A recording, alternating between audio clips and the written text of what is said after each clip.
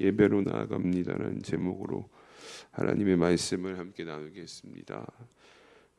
오늘 본문은 이제 성전 건축이 본격적으로 시작되어지는 말씀입니다. 지난 시간에 이제 성전에 취한 준비, 이제 두로왕 히람을 통해서 자재를 공급받고 이제 성전 건축에 대한 준비가 마쳐졌고, 이제 6장부터는 이제 성전이 건축이 시작되어지는, 특별히 이제 외부에 대한 이야기가 나오게 되는데, 이스라엘에게 있어서도 이 하나님의 성전을 건축한다라는 것은 상당히 의미가 있는 일이었고, 또 다윗의 오랜 소망이 이루어지는 순간이었습니다. 그런데 이 여호와의 성전이 건축되는 이 시작되는 말씀에서 하나님께서는 참 아이러니하게도 단순히 건물을 내가 중요하게 보는 게 아니다라고 우리에게 말씀을 하십니다. 그렇다면 하나님께서 성전의 외형적인 모습보다 오늘을 사랑하는 성도들에게 있어서 더 중요하게 보고 계시는 것이 무엇인가를 우리 오늘 말씀 속에서 함께 또 찾아보고 나눠보도록 하겠습니다. 사실 오늘 본문은 1절부터 13절까지의 내용인데요. 먼저 1절을 보시면 이렇게 이야기합니다. 이스라엘 자손이 애굽 땅에서 나온 지 480년이요 솔로몬이 이스라엘 왕이 된 지 4년 12월 곧 둘째 달에 솔로몬이 여호와를 위하여 성전 건축하기를 시작하였더라라고 고백을 합니다. 그러니까 언제 시작되었는지에 대한 기록이 담겨 있는 것이죠. 출애굽한 지 480년 되던 해, 그리고 솔로몬이 통치를 시작한 지 4년 12월 곧 둘째 달에 성전 건축이 시작되었다라고 이야기를 합니다. 12월 곧 둘째 달은 오늘날로 이야기하자면 한 4월 중순에서 5월 중순 사이에 이제 성전 건축이 시작이 되었다는 의미인데요. 이렇게 1절을 그냥 보면 성전 건축이 이때 시작이 되었구나라고 우리가 이해를 하게 됩니다. 그런데 말씀을 묵상하면서 역사적으로 기록을 남길 것이었으면 이 기록 연대를 그냥 솔로몬 통치 4년에 12월 곧 둘째 달에 시작했다라고만 사실 기록해도 상관은 없을 것 같은데, 이 하나님께서 오늘 1절 말씀에서 출애굽한 지 480년 이걸 먼저 언급하고 계시거든요. 출애굽한 지 480년이 지난 뒤에 성전 건축이 시작되었다. 그러면 왜 하나님께서 이 성전 건축의 시작에 앞서서 출애굽에 관한 이야기를 다시금 언급하셨을까? 여러분, 이스라엘 역사에 있어서 이 출애굽이란 사건은요, 그냥 단순히 노예에서 해방되었다 이 정도의 의미를 가지고 있는 것은 아닙니다. 이 출애굽의 의미가 뭐냐면 이스라엘 백성들에게는 하나님의 구원 역사가 그들에게 실제적으로 나타난 사건이 바로 이들에게 있어서 출애굽의 의미였습니다. 이 신명기 7장 7절에서 8절을 보면 이렇게 고백을 합니다. 여호와께서 너희를 기뻐하시고 너희를 택하심은 너희가 다른 민족보다 수효가 많기 때문이 아니니라. 너희는 오히려 모든 민족 중에 가장 적으니라. 여호와께서 다만 너희를 사랑하심으로 말미암아 또는 너희의 조상들에게 하신 맹세를 지키려 하심으로 말미암아 자기의 권능의 손으로 너희를 인도하여 내시되 너희를 그 종되었던 집에서 애굽 왕 바로의 손에서 속량하셨나니라고 고백을 합니다. 그러니까 신명기 7장부터 7절 8절 말씀을 보면 뭘 이야기하고자 하냐 봤더니 하나님이 너희에게 나타나신 실제적으로 보이신 구원 역사는 너희가 무언가 뛰어나서 내가 너희를 택한 것이 아니다라는 말씀입니다. 그러니까 다시 얘기해서 하나님께서 이스라엘을 출애굽시킨 사건은 무엇이냐? 전적인 하나님의 은혜가 너희 가운데 임한 사건이다라는 것을 이 신명기 7장에서 하나님께서 강조하고 계시거든요. 그러니까 아브라함과의 언약을 기억하셨고 또 아브라함과의 언약을 기억하시면서 하나님의 신실하심, 전적인 은혜를 드러내신 사건이 바로 이 출애굽 구원의 역사였다라는 것입니다. 그러니까 이스라엘 백성들에게 있어서 출애굽하면은 가장 먼저 떠오르는 것이 무엇이냐면 자격 없는 자에게 베푸셨던 그 하나님의 은혜가 떠오르게 되었다는 것이죠. 그래서 하나님은 가나안 땅으로 가는 이 광야 여정 중에서 우리가 성경을 보시면 하나님께서 계속해서 똑같이 반복적으로 하고 계시는 말씀이 계시거든요. 바로 그것이 무엇이냐? 종되었던 너희를 애굽에서 구원한 나 여호와를 기억하라, 이렇게 계속해서 말씀하시거든요. 왜 이것을 말씀하시냐면 너희는 자격이 없었지만 내가 너희를 은혜로 구원했다. 이것을 계속해서 이들에게 상기시켜 주시는 거예요. 잊어버릴 즈음 되면, 잊어버릴만 하면 하나님께서 너희를 종되었던 너희를 애굽에서 구원한다 여호와를 기억하라. 자격 없는 자에게 베풀었던 은혜를 기억하라. 이 의미로 하나님께서 계속해서 말씀하신 것입니다.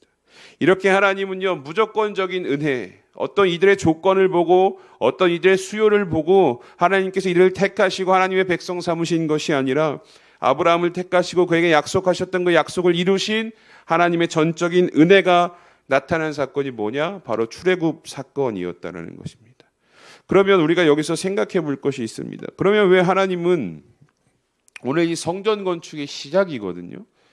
이 성전 건축의 시작에 앞서서 왜 480년 전에 하셨던 이 출애굽 사건을 또 언급하시고 계시는 것일까? 왜 다시 성전 건축이 시작할 때 왜 하나님은 이 480년 전에 너희를 출애굽시켰던 그 하나님을 다시 상기시키는 것일까? 이게 단순히 역사적으로 연대기를 정리하기 위해서 하나님께서 알려주신 것이 아니라는 거예요. 여러분 출애굽기 8장 1절을 보면요, 성경이 이렇게 말씀합니다. 여호와께서 모세에게 이르시되 너는 바로에게 가서 그에게 이르기를 여호와의 말씀에 내 백성을 보내라. 그들이 나를 섬길 것이니라. 이렇게 고백을 합니다. 하나님께서요, 출애굽 과정 속에서 모세와 바로를 여러 번 대면시키시거든요. 여러 번 대면시킬 때마다 하나님께서 모세를 통해 바로에게 출애굽에 대한 타당한 이유로 무엇을 말씀하셨느냐? 이걸 말씀하신 거예요. 그들이 나를 섬길 것이다라는 거예요. 이 애굽에서 나와서 그들이 나를 섬기는 백성이 될 것이다라고 하나님께서 수차례 모세를 통해서 바로에게 말씀하셨다는 거예요. 근데 여러분 여기서 사용된 히브리어 원어 섬기다는요, 우리가 잘 알고 계시는 아바드라는 단어거든요. 근데 이게 기본의 뜻은 뭐냐면 일하고 노동하고 봉사하다라는 거예요. 그런데 하나님께서 이 아바드란 말을요, 단순히 오늘 8장 1절에서는요, 노동만을 의미하진 않거든요. 이 8장 1절에서 하나님께서 말씀하신 이 아바드, 하나님을 섬길 것이다라는 것은 무엇이냐? 궁극적으로 하나님을 예배하는 자들로 말씀하고 계시는 거예요. 즉 하나님께서 이스라엘을 출애굽시키시려는 이유가 무엇이었냐? 이들을 내 백성 삼으셔서 나를 예배하는 자들로 내가 만들 것이다 라는 하나님의 궁극적 목적이 여기 있었다라고 8장 1절을 통해서 우리가 고백할 수 있게 됩니다. 즉 하나님께서 이들을 출애굽시킨 사건은요, 그냥 무조건적인 은혜를 베푸신 사건이기도 하지만 그 은혜를 통해서 은혜에 반응해서 은혜를 받은 자들이 예배로 나아가야 된다라는 메시지가 여러분 이 안에 담겨 있는 것입니다. 그러니까 여러분 이런 의미를 가지고 우리가 오늘 본문 1절을 다시 한번 보시면 이렇게 말씀을 이해할 수 있게 됩니다. 우리 1절 말씀 다시 한번 읽어보도록 하겠습니다. 시작. 이스라엘 자손이 애굽 땅에서 나온 지 480년이요 솔로몬이 이스라엘 왕이 된 지 4년 15월 곧 둘째 달에 솔로몬이 여호와를 위하여 성전 건축하기를 시작하였더라. 아멘. 이게 무슨 말씀입니까? 하나님의 은혜를 받아서 애굽에서 나온 지 480년 되는 해에 성전 건축이 시작되었다라는 거예요. 즉 출애굽 하나님의 전적인 은혜와 성전 예배가 지금 연결이 되고 있는 거죠. 여러분 성전의 기능이 무엇입니까? 성전이 무엇하는 곳입니까? 하나님을 섬기는 곳 아닙니까? 하나님을 예배하는 곳을 우리가 성전이라 부르고 있지 않습니까?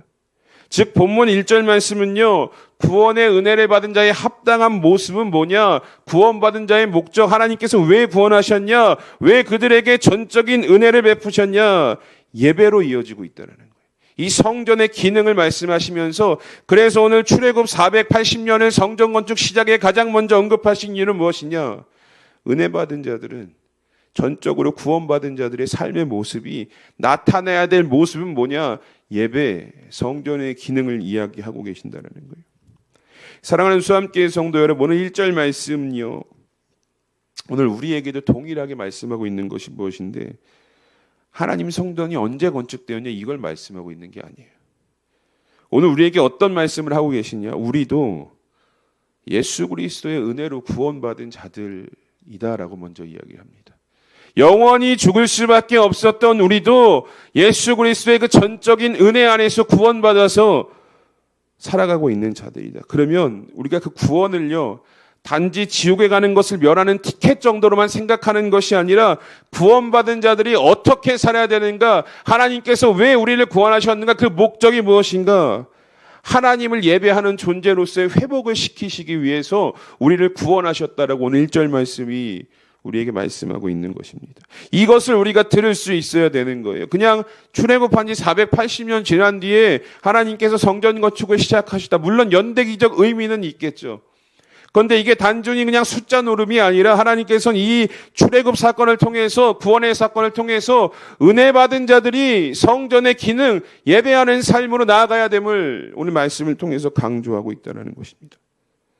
여러분, 오늘 우리가 드리는 예배는요, 이 시간에 드리는 예배도 마찬가지고 하나님의 백성으로 부름받아 살아가는 자들이 응당 살아가야 할 삶의 모습이다라는 것, 어떤 특별한 그런 의미를 우리 가운데 담고 있다는 것입니다. 근데 여러분, 오늘 예배를 대하는 저와 여러분들의 태도는 여러분 어떻습니까? 예배의 자리에 서는 우리의 모습이 정말 나를 구원하신 그 은혜에 감격하는 모습으로, 마음으로 여러분 그렇게 예배를 사모하고 섬기십니까? 우리가 예배를 너무 쉽게 생각하는 경향들이 있다는 거예요. 그냥 드려도 되고 드려지 않아도 돼. 예배는 그런 의미가 아니라는 거예요. 오늘 1절 말씀이 우리에게 이걸 말씀하고 있는 것입니다. 구원받았다면, 하나님의 전적인 은혜를 누리고 있다면 어떻게든지 예배를 사모하고 예배에 전심을 다하는 모습으로 내 모든 것을 하나님께 드리는 것이 바로 예배다라고 말씀하고 있는 것입니다. 그리고 여러분, 이 자리에 나오셔서요, 우리가 누려야 될 것이 무엇이냐면 우리 안에 그 구원의 감격이 회복이 되어져야 되는 자리가 예배의 자리인 것입니다. 나를 구원하신 은혜에 힘입어 우리가 이 자리에 나왔다면 이 예배의 자리에서요, 우리가 늘 예배를 드릴 때마다 나를 구원하신 그 은혜가 있잖아요. 영원히 죽을 수밖에 없었던 나를 구원하신 그 은혜가 이 예배의 자리에서 매일매일 회복이 되어져야 된다는 것입니다. 바라기는 우리 안에 드려지는 이 예배의 시간들을 통해서요, 여러분 나를 구원하신 그 구원의 은혜의 감격이요, 이 예배의 자리에서 여러분 찬양하고 기도하고 말씀 나누실 때마다 늘 여러분들 안에 이 구원의 감격이 매일매일 새롭게 회복되어질 수 있는 은혜가 있으시기를 주님의 이름으로 축복합니다. 그런데요, 여러분, 출애굽의 목적이었던 이 하나님을 섬기는 것이 단순히 그냥 우리가 정해진 예배의 시간, 새벽 예배, 주일 예배, 수요 예배 이런 시간만을 의미하는 것일까요? 그렇지 않다라는 것이죠. 우리가 참 많이 듣는 이야기가 무엇입니까? 삶이 예배가 되어야 한다라는 말 참 많이 듣습니다. 그 말씀처럼요, 하나님을 예배하는 것은요, 정해진 시간만을 의미하지는 않아요. 매일같이 살아가는 우리의 삶의 순간들, 이 순간들이 하나님을 예배하는 순간들이라는 것이죠. 그러면 우리가 이 말을 참 많이 고백하고 살아가는데 하나님을 예배하는 삶이 도대체 어떤 삶일까? 여러분, 이 뒤에 말씀 보이실지 모르겠지만 고린도전서 10장 31절에 이렇게 이야기하죠. 그런즉 너희가 먹든지 마시든지 무엇을 하든지 다 하나님의 영광을 위하여 하라라는 고백입니다. 우리 교회 올해 표어기도 하지만 여러분, 삶이 예배가 되는 것은 다른 게 아니에요. 매 순간 성경 피고 기도하고 찬양 24시간 이렇게 살아가는 게 예배가 아니라 삶의 순간마다 하나님을 기억하는 것이 예배인 줄 믿습니다. 하나님을 기억하셔야 돼요. 그리고 기억하면 당연히 하나님께 영광 돌리는 삶으로 나아가게 되거든요. 그러니까 이 고린도전서 10장 31절의 말씀이 어떻게 보면 삶의 예배인 것입니다. 그런데 이걸 이렇게 말씀드리면 또 모호하거든요. 하나님을 기억하고 하나님의 영광, 이게 무엇인가? 이에 대해서 오늘 본문 11절에서 13절을 보면 우리에게 이렇게 이야기를 합니다. 우리 11절부터 13절 다시 한번 함께 읽어보도록 하겠습니다. 시작. 여호와의 말씀이 솔로몬에게 임하여 이르시되 내가 지금 이 성전을 건축하니 내가 만일 내 법도를 따르며 내 율례를 행하며 내 모든 계명을 지켜 그대로 행하면 내가 내 아버지 다윗에게 한 말을 내게 확실히 이룰 것이요 내가 또한 이스라엘 자손 가운데에 거하며 내 백성 이스라엘을 버리지 아니하리라 하셨더라. 아멘. 성전 외부 공사가 다 마쳐지고 난 뒤에 하나님께서 이 솔로몬을 향해서 주신 말씀이거든요. 외부 공사 마쳐진 후에 어떤 외형을 말씀하시지 않으셔요. 성전의 모습이 어느 정도 이제 외적인 모습이 갖춰졌는데 그 외적인 모습을 말씀하고 계시는 것이 아니냐, 뭘 얘기하시냐 봤더니 이렇게 이야기합니다. 법도를 따르고 율례를 따르고 모든 계명을 지켜 행하는 것이 하나님 보시기에 더 중요한 것이다. 이 말씀을 지금 하고 계십니다. 여러분, 삶이 예배가 되는 것은요, 우리가 하나님을 기억하고 하나님께 영광 돌리는 삶은요, 다른 게 아니라는 거예요. 오늘 이 말씀이 뭐라고 이야기하고 있느냐? 하나님의 말씀을 기억하고 그대로 살아가는 것이 삶의 예배가 되어진다라고 하나님께서 직접 솔로몬에게 말씀하고, 성전의 외형을 보시고도 하나님께서 이 성전에서 드려진 예배의 모습이 그 모습이 하나님의 말씀을 따라가는 것, 법도를, 율례를, 계명을 언급하시면서 지금 말씀하고 있는 거예요. 여러분, 우리가 삶이 예배가 되어야 한다 참 많이 고백합니다. 모든 영광을 하나님께 돌린다 늘 고백합니다. 근데 그 시작점이 무엇인 줄 아십니까? 하나님께 드리는 삶이 예배가 되어지는 것, 하나님께 영광 돌리는 것, 그 시작점이 무엇이냐면 12절에 얘기하고 있는 것, 법도, 율례, 계명, 즉 하나님의 말씀을 기억하고 지키려고 하는 것이 하나님을 삶의 예배의 시작이고 하나님께 영광 돌리는 것의 시작점이다라는 것입니다. 그래서 하나님께서 이 말씀을 하시면서 다윗과의 언약을 또 언급하시는 거예요. 내가 이걸 다 지켜 그대로 행하면, 말씀대로 살면, 삶이 예배가 되면 내 아버지 다윗에게 한 말을 내가 확실히 다 이룰 것이다 라고 오늘 이야기하고 계신 것입니다. 말씀대로 사는 것이 곧 예배라는 것이죠. 여러분, 성전의 외부 공사가 맞춰졌잖아요. 이제 14절에 보면은 성전의 공사가 맞춰졌다 이제 이렇게 고백을 하거든요. 외부적인 공사가. 여러분, 얼마나 멋졌겠어요. 물론 다른 나라의 이방 신전들에 비하면 작고 초라했을 것입니다. 왜냐하면 길이가 27m, 너비가 9m, 높이가 13.7, 사실 그렇게 크지는 않습니다. 근데 이게 이들이 지금까지 출애굽 과정 속에서 가지고 있었던 성막에는 한 2배 정도의 규모가 된다라고 이야기를 하거든요. 그러니까 백성들이 봤을 때 그 규모와 외형이 참 보면 아름다웠겠죠. 멋졌겠죠. 자부심을 느낄 만하겠죠. 그런데 오늘 하나님께서 그건 말씀하시지 않았다라는 거예요. 성전의 외부 공사를 보시고 외적인 모습 보여지는 것, 사람에게 어떻게 보여지는 것이 중요한 것이 아니라 더 중요한 것이 무엇이냐? 하나님의 백성으로서 살아가려면 구원의 은혜를 기억하면서 하나님의 백성답게 하나님을 섬기는 일, 하나님을 예배하는 일에 더 관심을 둬야 한다. 성전도 중요하지만 이 성전에서 어떻게 행해지는 것도, 그 성전에 살아가는 사람들의 삶의 모습이 어떻게 행해지는 것이 더 중요하다라고 하나님께서 오늘 말씀하고 계시다라는 것입니다. 우리 사랑하는 수함교회 성도 여러분, 오늘 저와 여러분들도 예수 그리스도의 보혈의 은혜에 힘입어서 우리가 구원의 은혜를 누리며 이 자리에 앉아 계신 줄 믿습니다. 그렇다면요, 여러분들의 삶도요, 아바드, 하나님을 섬기는, 예배하는데 나의 온 관심이 집중이 되어 있어야 한다는 거예요. 여러분, 지난 하루의 삶이 어떻습니까? 하나님을 예배하는데, 하나님을 섬기는 데 집중된 삶이셨습니까?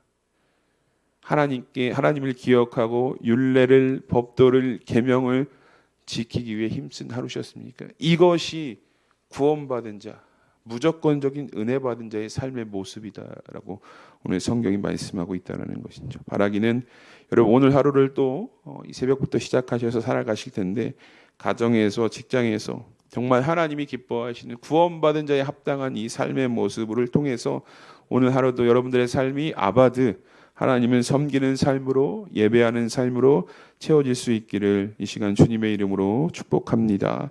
우리 말씀을 기억하면서 함께 이 시간 기도하기 원합니다. 하나님께서는 오늘 성전 건축을 시작하시면서 먼저 이스라엘 백성들이 구원의 은혜를 기억하기를 원하셨습니다. 왜냐하면 구원의 참된 은혜를 기억하는 자들을 통해서만이 성전의 온전한 기능인 이 하나님 섬김이 완성이 되어졌기 때문입니다. 우리가 이 시간 함께 기도하기 원하는 것은, 하나님, 우리도 매 순간 구원의 은혜를 잊고 살아갔을 때가 참 많았음을 이 시간 고백합니다.